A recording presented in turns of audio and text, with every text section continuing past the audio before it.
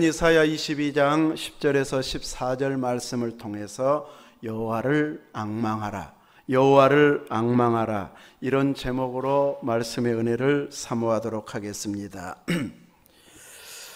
고도원의 아침 편지에서 매일마다 이제 이 메일을 저에게 보내온 내용을 짧게 명언처럼 몇 줄로 이렇게 요약된 이런 내용들을 이제 책에서 발췌해서 보내오고 있는데, 2월 1일 매주 토요일은 항상 독자들이 또 보내온 것 중에 선택해 가지고 보내주고 있는데, 그 내용 중에 보면 노희경 방송 작가의 책을 인용한 글귀를 그날은 보내왔습니다. 이 주제는 어른이 된다는 것. 이 어른이 된다는 건 상처받았다는 입장에서 상처 주었다는 입장으로 가는 것이라면서, 자신은 줄곧 자기 힘든 것만 토해내느라 어른이 되지 못한 채 나이만 먹은 나이 먹은 어린애로 유예하며 살았다. 이런 고백의 내용을 이렇게 써 보내온 것을 읽었었습니다. 내가 받았던 상처에 어쩔 줄 몰라서 다른 사람에게 상처 준 것에 대해서는 고민하지 못했던 자신을 돌아보면서 내가 진정 어른이 맞는가, 이렇게 고민해 보았다는 어느 독자의 고백을 보내온 내용이었습니다. 저희 어머님께서도 아버지가 저 어렸을 때 보면 술을 너무너무 좋아하셔가지고 그 충격과 상처 때문에 스스로 그 스트레스를 이겨내지 못해서 항상 이 큰아들인 저에게 유독 많이 퍼부었습니다. 그래서 제가 이제 중학교 때까지만 고향에서 다녔고, 딱 고등학교 때부터는 이제 광주로 와가지고 그 뒤로는 집에서 같이 살지를 못하다 보니까 이 큰아들한테 잘못한 것에 대해서 늘 미안한 마음이 있었나 봅니다. 그래서 언젠가 만났을 때에 이제 어렸을 때 너무 호되게 했다, 너무 무리하게 욕하고 야단쳤노라고 저한테 미안하다는 말을 한 적이 있었던 것으로 기억이 납니다. 그랬을 때 저는 이제 잘 기억도 어렴풋하지만 나는 그런 거 다 잊어버렸는데 그런 거 아직까지도 기억하고 있냐고, 그 한마디 듣고 어머니 속에 응어리졌던 것이 쏙 내려가 버렸다. 속에 딱 품고 있어가지고 엄마한테 대해서 계속해서 안 좋게 생각하면 어쩌나, 늘 마음이 안 좋았는데 이제 그 말을 듣고 나니까 쏙 내려갔다, 이런 이야기를 했던 것으로 기억이 나는데, 이제 그 힘든 과정을 어느 정도 겪어나고 이제 독립해서 살아야 할 아들을 생각하다 보니까 내가 상처 줬구나. 주변에 막 같이 있는 다른 분들도 이제 큰아들도 좀 생각해, 막 저희 아버지는 아프다고 맨날 해마다 염소 잡아주고 뭐 했는데 아들도 좀 생각해, 옆에서 막 그러니까 그것이 못 내 기억에 남았었는지 이런 이야기로 하다 보니까 점점 그때 이제 어른이 되어가는 모습, 이미 어른이었지만 내가 상처 주었을 수도 있었겠구나, 이런 마음을 이제 가지다 보니 미안해하는, 바로 이런 모습이 어른이 되어가는 모습이다. 노희경 작가의 책에 아마 이런 내용의 글이 있었던 것으로 보여집니다. 여러분은 누군가에게 상처받은 것이 아직도 크게 남아 있지는 않습니까?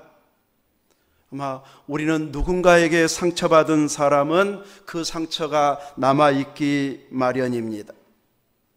또 한편으로는 누군가에게 내가 상처 준 것으로 인해서 미안한 마음이 큰, 이런 마음도 혹 있기는 하십니까? 목회자인 저에게는 늘 기도 중에 하나가, 이제 목회자에게 상처받으면 교회 안 나와버리고 혹은 떠나버리고 어떤 사람은 아예 신앙생활도 안 해버리기도 합니다. 그래서 목회자는 늘 이 상처받지 않도록 하려고 하다 보니까 제대로 말해야 될 것도 말 못하고 변명도 못하는 이런 경우들도 많이 있기도 합니다. 근데 이 상처받은 사람도 교회 안에서 상처받은 것이 남아있게 되어지면 신앙생활하기가 많이 불편해지게 됩니다. 은혜가 은혜되지도 않고 말씀이 귀에 들어오지도 않고 많은 방해를 받기 때문에 어떻게 해서든지 우리는 상처를 받지 않고 또 상처를 주지 않도록 애써야 할 것입니다.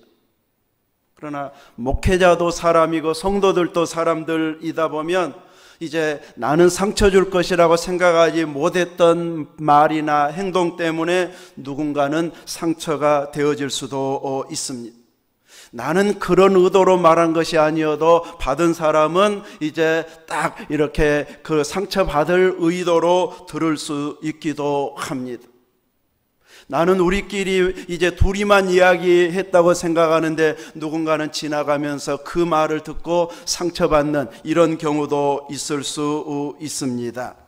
근데 우리들은 내가 상처받은 것만 크게 생각하면서 누군가에 대해서 불편해 한다면 아직도 어린아이 모습으로 살아간 것 아닌가 하면서 자신을 돌아볼 수 있어야 할 것입니다.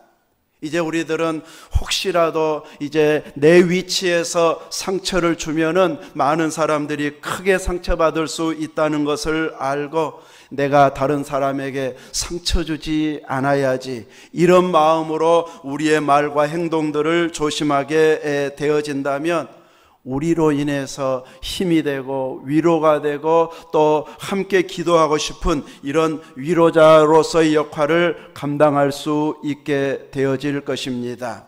우리들은 이렇게 되기 위해서는 끊임없이 주님을 앙망하는 자의 위치에서 믿음 생활을 잘할 수 있어야 할 것입니다. 늘 주님을 앙망하면서 그 믿음으로 살게 되어지면 모든 여건, 환경, 내 주변의 일들을 우리들은 이제 주님이 보고 계시고 듣고 계시고 때로는 훈련하고 계신다고 하는 것 때문에 우리들은 이제 늘 조심하게 되고 성숙해지려고 애쓰다가 보면 다른 사람들에게 힘을 줄 만한 이런 위치에 서게 되어지고 오래 인내할 수 있는 이런 믿음의 사람으로 만들어져 가게 되어집니다.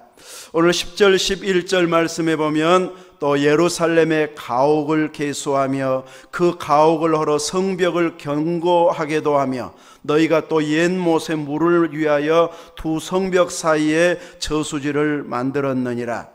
그러나 너희가 이를 행하신 일을 앙망하지 아니하였고 이 일을 옛적부터 경행하신 일을 공경하지 아니하였느니라. 책망하고 있는 말씀입니다. 예루살렘의 가옥을 계수한다. 이 집들을 전부 돌아보고 숫자를 파악하고 일일이 살펴가지고 이 집은 헐어야 되겠다, 이런 부분들은 집을 헐고 또 이 부분은 성벽을 견고히 해야 되겠다 하고 이제 계획서가 나오면 그쪽 성벽은 든든하게 다시 수축하는 이런 일들을 해냈다는 것이죠. 또 한편으로 이제 옛 못의 물을 위해서 두 성벽 사이에 저수지를 만들었다. 그래서 이제 성 안에서 만약에 적군이 쳐들어와서 예루살렘을 완전히 포위해 버린다면 이제 물이 끊기고 또 식량들이 공급이 중단되게 되어지면은 항복할 수밖에 없는 큰 위기 상황이 오게 되어집니다. 그래서 물을 저장할 수 있는 시설을 만들고 성벽을 튼튼히 해가지고 이제 어떤 위기 상황이 와도 오래 버틸 수 있는 이런 준비를 철저히 해냈다고 할 것입니다. 이렇게 엄청난 일을 추진하려면 계획을 잘 세워야 되고 면밀히 검토해야 되고 많은 재정이 들어가기 때문에 재정을 어떻게 효과적으로 활용해서 이 일을 추진해 갈까, 이런데 앞장서서 연구하고 추진하는 자들이 있어야 이런 일들이 가능하게 되어집니다. 그래서 많은 수고와 재정과 또 인적 장비가 들어가서 이 일을 해냈다고 할 수 있습니다. 저 어렸을 때 저수지 만드는 것을 본 적이 있습니다. 동네에서 다 울려 나와가지고, 그 당시에는 뭐 이 포크레인이 없으니까 전부 동네 분들이 삽으로 이 저수지를 파내는, 그리고 일하고 나면 밀가루로 이제 대신 일당을 밀가루로 주었던 그런 기억이 어렴풋이 납니다. 그리고 막 다지고 해가지고 나중에 우리 동네는 이미 있었고 이웃 동네에 그렇게 저수지 만드는데 우리 마을에서까지 같이 가서 이 일을 했던 것을 본 기억이 납니다. 이렇게 수많은 이들이 동원되어져야 저수지 하나도 만들어낼 수 있는 상황인데, 이런 일을 해냈기 때문에 하나님의 칭찬이 있어야 맞습니다. 수고 많이 하고 애쓰고 또 성을, 나라를 지키려고 이렇게 애썼구나 하고 칭찬받을 만한 일을 해낸 것 같은데, 하나님은 칭찬하시지 않습니다. 고생했다고 말하지 않습니다. 애썼다고 이렇게 위로하지 않습니다. 그 이유는 너희가 이를 행하신 일을 앙망하지 아니하였고 이 일을 예적부터 경영하신 일을 공경하지 않았기 때문이다. 하나님을 앙망하고 하나님의 뜻대로 살려고, 율법대로 살려고 애쓰면서 이런 방향으로 이렇게 도시를 재건하고 싶습니다, 하나님이 인도해 주옵소서 하면서 기도하고 믿음으로 응답받아 가지고 이 일들을 추진하면서 은혜를 구했으면 이렇게 고생한 일에 대해서 하나님께서 칭찬하셨을 것 같습니다. 그런데 오히려 책망하고 있는 것은 이들이 열심히 나름대로 수고하고 계획을 세워 추진하고 있는데, 하나님께 도움을 힘입으려고 하는 것이 아니고 인간적인 전략으로, 계획으로 주변 나라를 보면서 이런 방식이 좋아 보인다 해가지고 인간적인 계획으로 추진해가는 이런 일들이 허다했기 때문에 그들의 아무리 열심 내고 열정으로 일을 추진했다 할지라도 하나님 보실 때에는 칭찬받을 만한 업적이 되지 못하더라는 것이죠. 이사야 17장은 다메섹을 경고하고 있습니다. 18장에서는 구스를, 19장에서는 애굽을, 21장에서는 바벨론을, 그리고 두마를, 22장에서는 두로에 대해서 23장에 대해서는 두로에 대해서 경고하고 있고, 오늘 22장은 유다에 대해서 이렇게 경고를 하고 있습니다. 모든 주변 나라들을 경고하면서 유다를 경고하고 있는데, 주변 국가들을 경고하고 있는 것은 바로 유다를 향해서 경고하기 위해서 너희들도 정신 차려야 된다, 너희들도 깨어있지 않으면, 하나님을 온전히 앙망하지 않으면 똑같은 결과가 올 수 있다, 그러니 깨어 돌이켜라, 이런 의도를 가지고 하나님께서 경고를 하고 있는데, 그 경고가 전혀 먹혀 들어가고 있지를 않습니다. 오늘 우리들의 삶 가운데서도 하나님은 다양한 것으로 끊임없이 경고할 때 우리하고는 별로 상관없는 것처럼 받아들일 때가 너무 많습니다. 구약적으로 보면 전염병만 와도 하나님의 징계일 때가 얼마나 많습니까? 그러면 얼른 깨닫고 나는 혹시 잘못한 부분은 없는가 하면서 자신을 돌아보고 철저히 믿음을 바로 세우는 이 일을 해야 되는데, 얼마나 방역이 안 됐으면, 얼마나 의료시설 시설이 뒤처졌으면, 제대로 관리 안 하고 숨겼으면 저렇게 될까, 이러면서 그냥 남의 나라 정부 탓이나 비판만 하기 쉽습니다. 또 어떤 때는 뉴스만 계속 보다가 보면은 막 불안해가지고 금방 우리가 걸려볼 것 같아. 이런 막 불안만 조성하는 뉴스들이 얼마나 많아가지고 또 불신하게 만들고, 열심히 수고하는 자들이 막 일도 안 하는 것처럼 막 공격하는 이런 경우들도 있는 모습을 보게 되는데, 우리들은 끊임없이 주변의 경고나 또 모든 세상을 하나님이 통치하신 것을 믿는다면, 하나님이 이런 상황에서 기뻐하실 만한 일인가, 우리가 회개할 일인가, 늘 점검하면서 우리 자신을 바로 세우는 이런 준비된 모습이 바로 깨어있는 믿음이고 하나님을 앙망하는 자로서의 삶의 자세가 되어진다는 것을 알아야 할 것입니다. 이렇게 우리들은 철저히 하나님 앞에서 깨어있는 이런 믿음으로 자신을 단장하고 하나님께서 마음껏 은혜와 복을 주실 수 있는 믿음의 환경을 만들어갈 수 있어야 됩니다. 국가의 흥망성쇠가 누구의 손에 달려 있을까요? 하나님 손에 달려 있습니다. 우리 가정, 우리의 자녀손들, 그 나의 앞날 누구의 손에 달려 있을까요? 하나님 손에 달려 있습니다. 그렇다고 한다면 우리는 이스라엘 백성들처럼 열심히 노력하고 헐 건 헐고 쌓을 건 쌓고 또 저수지를 만드는 이런 수고는 내 중심으로 일하는 것입니다. 우리들도 이런 나름대로의 열심을 가지고 고생하고 수고의 땀을 흘리고 누구보다도 뒤처지지 않을 만큼 나 일 많이 했네, 고생 많이 했네 할 만큼 우리는 수고와 땀을 많이들 흘리면서 살아왔습니다. 그럼에도 불구하고 우리의 미래는 내 노력의 대가로 만들어져 가는 것이 아니고 하나님 손에 달려 있다는 것이 믿음의 사람들의 고백입니다.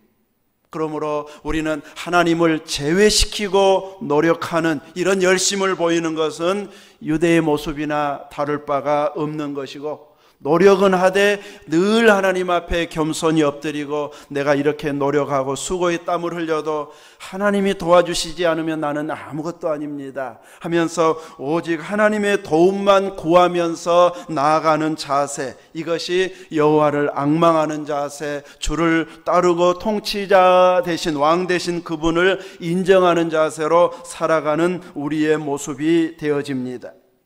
이렇게 하나님의 손에 달려 있습니다는 고백이 나오지 않으면 내가 고생한 것, 내가 노력한 것, 내 운 좋은 것, 또 시기적절하게 내가 그 일을 했던 것, 나의 노력과 성공담을 자랑하는 것만 나오게 되어질 것입니다. 하나님을 경외하지 않으면서 전략을 짠 것은 하나님께서 결코 잘했다고 칭찬하신 적이 없습니다. 이스라엘도 유대도 왕이 있고 신하들이 있고 지혜자들이 있기 때문에 아무런 대책 없이 그냥 애구부지합시다 이런 식으로 이야기할 나라들이 아닙니다. 우리는 몇 사람만 모여도 어느 의견이 맞을지 서로 토론하고 이야기할 만큼, 어느 의견이 더 좋은지, 누가 잘한지 못하는지 평가할 만큼 다양하게 이야기거리들이 나오고 있습니다. 전문가들이 이야기할 정도면은 이제 정말 많은 것을 돌아보고 연구하고 또 예를 찾아봐 가지고 이렇게 하는 것이 나라가 가장 안정될 것 같습니다 하는 나름대로의 이제 이 통치 철학을 가지고 전략을 가지고 연구를 통해서 결정한 것이 애굽을 의지하자, 아마 이런 쪽으로 결정했을 것입니다. 그런데 하나님은 그들의 노력, 연구 결과에 대해서 칭찬하지 않습니다. 왜냐하면 외국으로는 돌아가지 말라는 것이 일관적인 하나님의 말씀의 가르침이었기 때문입니다. 그리고 이방 나라 강대국을 의지하지 말고 오직 하나님만 의지해라, 이것이 하나님의 다스림의 원리인데, 계속 사람들이 연구하고 토론하다가 보면 하나님은 제외시키고 우리들끼리 최고의 방법을 만들어보자 하다가 보면 이방인과 같은 이런 결론에 도달할 때가 많습니다. 그래서 하나님께서 그들을 열심히 수고했음에도 불구하고 책망하고 있습니다.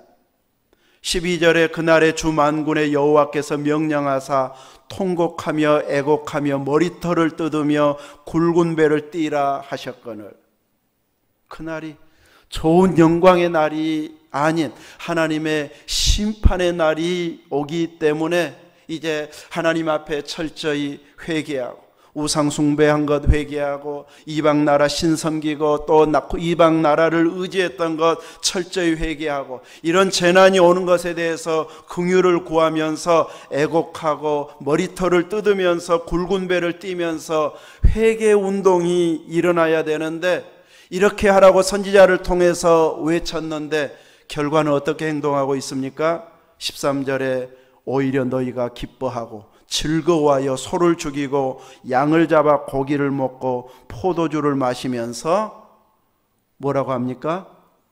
내일 죽으리니 먹고 마시자.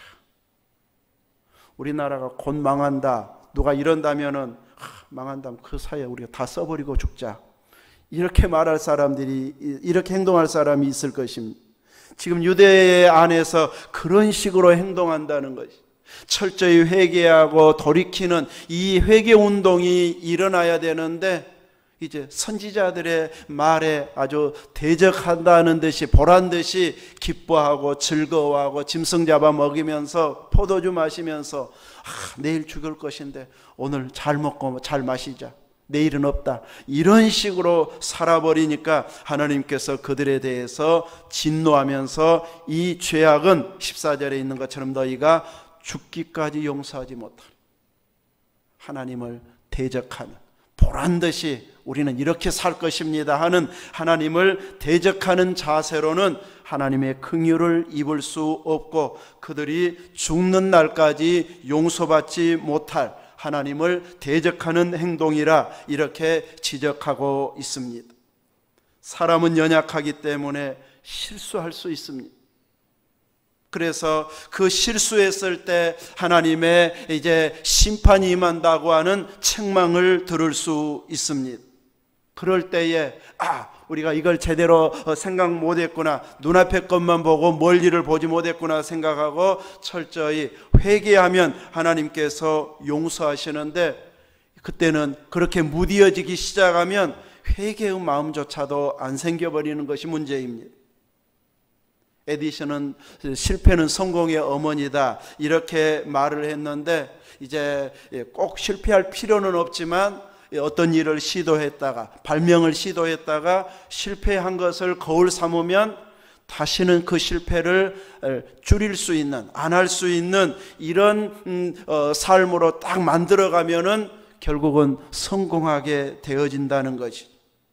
내가 실패한 방법으로 자꾸 다시 가고 다시 가버리면 성공하지 못하지만, 실패했던 것은 제외시키고 그 방법은 안 되겠다, 그런 식으로 하는 것은 안 되겠다 하면서 이제 제대로 된 방법을 찾다가 보면 성공하는데, 신앙적으로는 그것만으로는 부족하고 내가 실패했을 때 왜 실패했는지를 찾으면서 가장 먼저 분석해야 할 것은 나와 하나님과의 관계가 가까운가, 내가 하나님 앞에 바로 서 있는가, 내 기도 생활은 제대로 하고 있는가, 내가 말씀과 예배 생활은 철저히 하고 있는가, 이것 먼저 점검하면서 혹시 내가 잘못한 것, 또 일반적으로 잘못한 것, 시기 잘못 맞춘 것은 없는가, 이러면서 자신을 돌아보게 되어지면 하나님과의 관계가 회복이 되어지고 나의 실수를 줄이게 되고, 이러면 우리들은 가장 큰 기쁨, 하나님이 주신 기쁨과 성공의 길로 갈 수 있게 되어질 것입니다. 특히 유태인들의 생각은 우리는 선민이다, 이 의식이 강했습니다.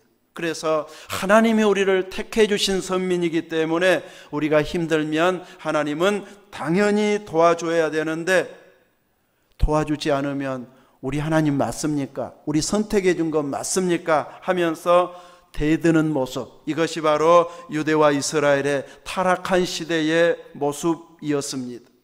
자신을 먼저 점검하는 것이 아니라 하나님이 안 도와주셨다고 낙심하고 우상 쪽으로 가버리는 것, 그들이 바로 죄악된, 더 매를 맞는 이런 어리석은 모습이었습니다. 하나님은 아무리 잘못해도 무조건 우리 도와주셔야 돼, 이런 생각이 너무 강하다 보니까 하나님이 응답 안 해주시면 실망하면서 실망하는 것이 당연하고, 강대국 의지하는 것이 당연하고 우상 숭배하는 것이 더 옳은 행동인 것처럼 믿어버리는 이런 행동을 함으로 인하여서 너희들의 죄는 죽기까지 용서받지 못할 것이다, 이런 책망을 받게 되어지더라는 것이죠.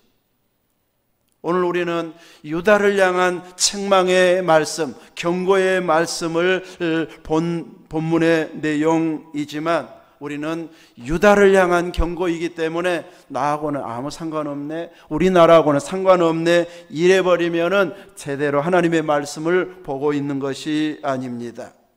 우리는 유다를 향한 경고, 다른 이들을 향한 경고, 불신앙인들을 향한 경고가 우리를 향한 경고인 것을 알고 나는 하나님 앞에 어떻게 서야 할까, 어떻게 믿음 생활해야 될까, 그 지혜를 배우면서 하나님과의 관계를 바로 세우는 일을 해야 제대로 믿음의 길을 가는 것이 되어집니다.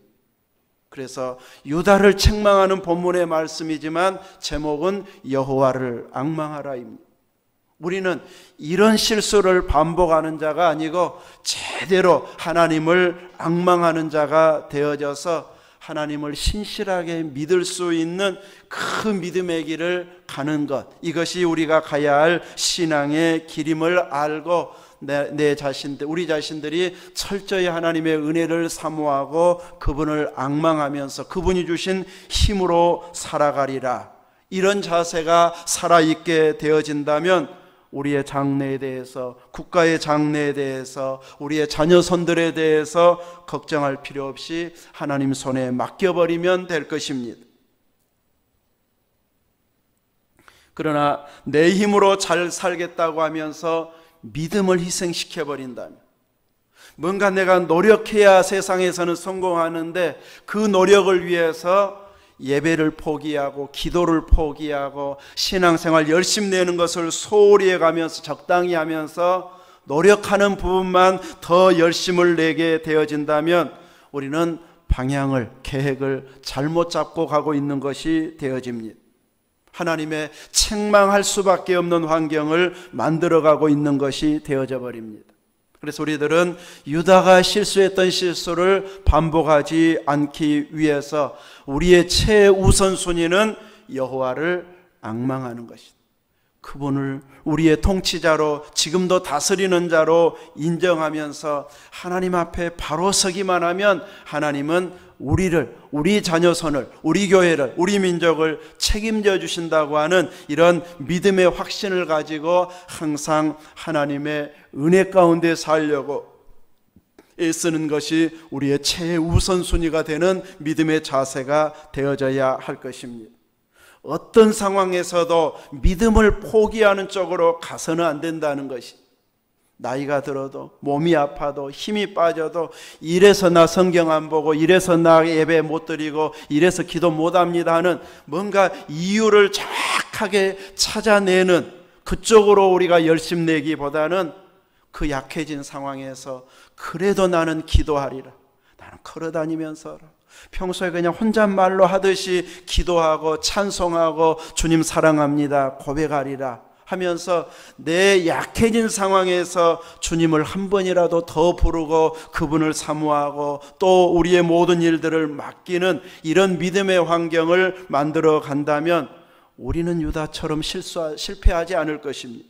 하나님께서 더 놀라운 은혜를 공급해 주셔서 피할 만한 일은 생기는데 피할 길을 열어주시고 극복할 수 있는 은혜를 베풀어 주시고 돕는 자를 보내주시어서 넉넉히 이길 수 있는 길로 우리를 인도해 갈 것입니다.